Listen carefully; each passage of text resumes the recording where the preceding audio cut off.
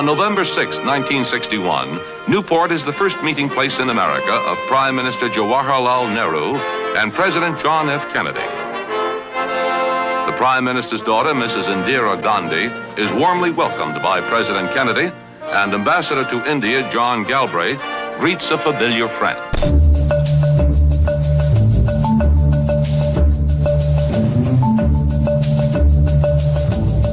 Vice President and Mrs. Johnson, Secretary of State and Mrs. Rusk, and other high dignitaries are present to greet the Prime Minister and his daughter.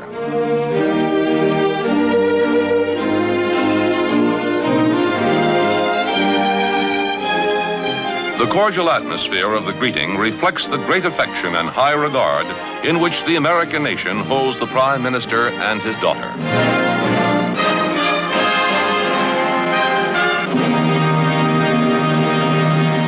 So, Prime Minister, we welcome you here to the shores of this country as a friend, as a great world leader, as one who has, in his own life and times, stood for those basic aspirations which the United States stands for today. Prime Minister, we're glad to see you again.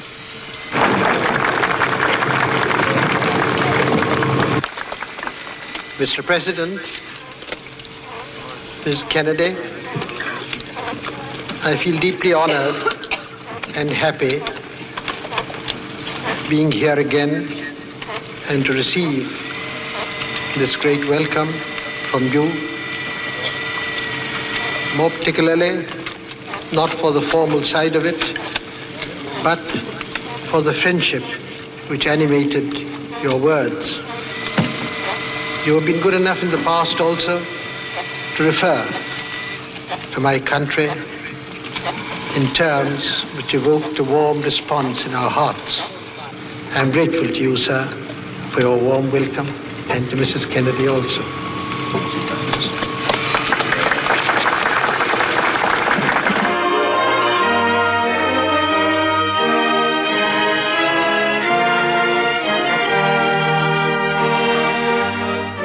Later that evening, the Prime Minister and his daughter arrive at the White House to be greeted by President and Mrs. Kennedy, who have arranged an intimate and informal dinner during which the two world leaders and the two First Ladies will continue to become better acquainted.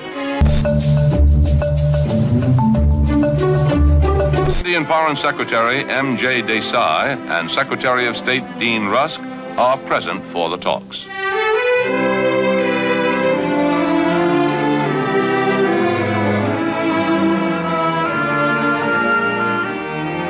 Several hours later, the President and Prime Minister emerge to tell the press that the free and very frank discussions had progressed well and covered a wide range of topics, from the protection of free and independent states to the control of nuclear testing.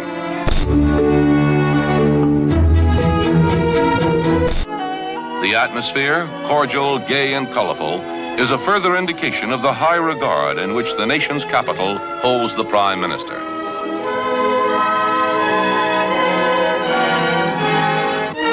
On the next day of the Prime Minister's visit, Mr. Nehru is guest of the National Press Club, where several hundred correspondents of the national and world press have gathered to greet and listen to one of the world's most newsworthy figures.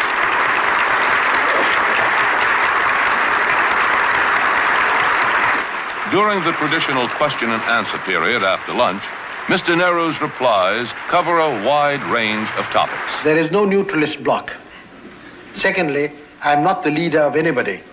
If you like, my people have done me the honor of putting me in a very responsible position in India, so I can claim to speak on behalf of India.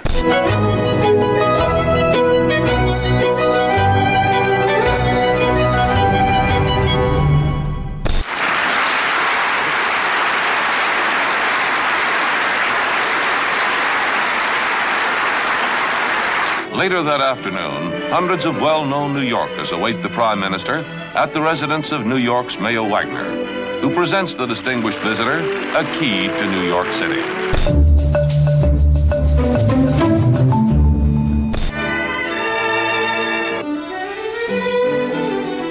Mr. Nehru soon finds a few brief hours far away from the world of reality as he enters the magic kingdom of Disneyland, a fantasy park. A replica of an early American train conveys the Prime Minister into the American yesterday.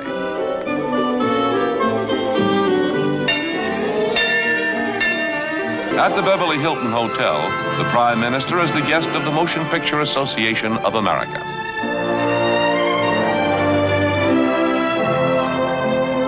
Delighted stars arrive to greet the Prime Minister.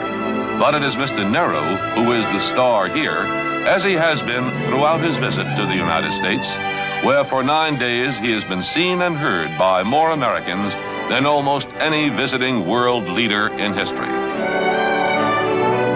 Before leaving the United States, Mr. Nehru says that his visit to America has been good for him and good for his country, and that he is sure that it will lead to a much greater understanding and cooperation between the two nations.